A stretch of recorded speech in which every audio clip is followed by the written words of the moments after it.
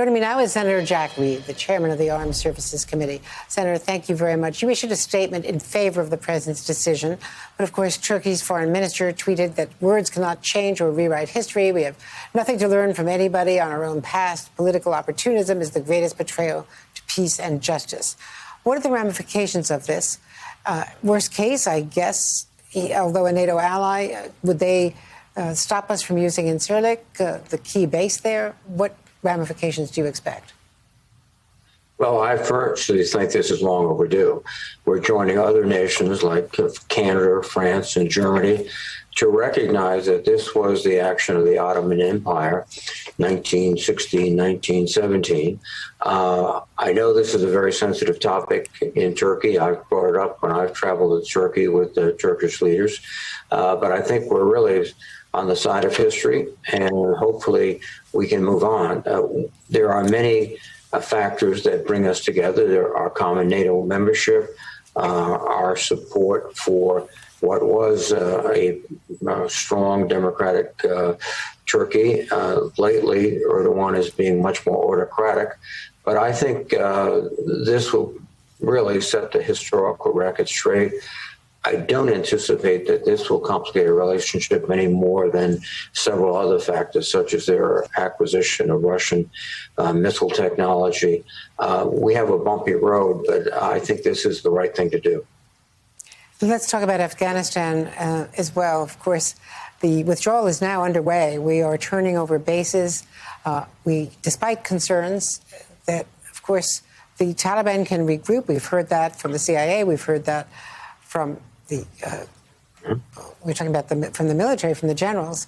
Concern, of course, from General McKenzie that they will have a harder time tracking down al-Qaeda. What are your concerns about doing this without an interim peace agreement? Well, I don't think we were going to get any type of interim peace agreement. This was, I think, a very difficult decision for the president. And I think the calculation was basically we could spend more time there, invest more troops, and certainly endure more casualties, but it would not ultimately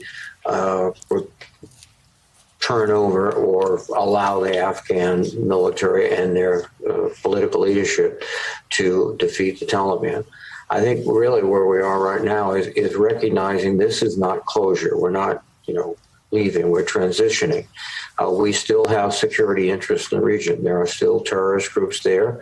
It's not clear to me or many others that the Taliban will sever its ties with al-Qaeda. So we have to be on the watch, and the watch will be more difficult because we won't have land bases, presumably, in Afghanistan. We'll have to fly further, but we'll have to maintain vigilance and the ability to disrupt and degrade any type of terrorist plot emanating from Afghanistan. Do you have concern that al-Qaeda can regroup and it become a terror haven again, should this very weak government in Kabul fall? There is a distinct possibility that al-Qaeda could try to constitute itself as a terrorist force and project force around the globe. Unfortunately, that's not the only ungoverned territory in the world today. We see, at least chatter about plots in Somalia. We see other areas of the world. We're going to have a very aggressive anti-terrorist campaign, understanding that there is a possibility in many places for these types of groups to begin to plot and to plan. But we are capable of it. Listening to General McKenzie, he said it's much more difficult, but certainly not impossible. But we can't, the point I think is important to make it, we can't just turn away and say we're leaving the region, we're going. We still have vital interests to protect.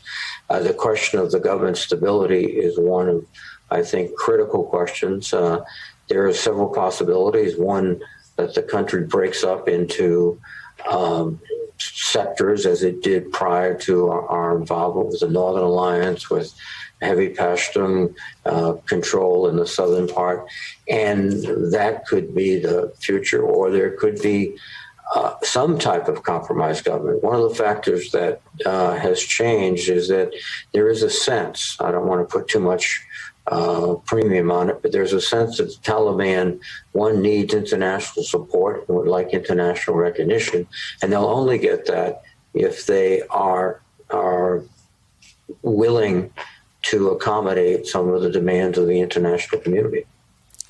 Senator Jack Reed, the Armed Services Chairman, thank you very much, sir. Hey, thanks for watching our YouTube channel. You should know that you can follow today's top stories and breaking news and catch up on your favorite MSNBC shows all in one place. Download the NBC News app today.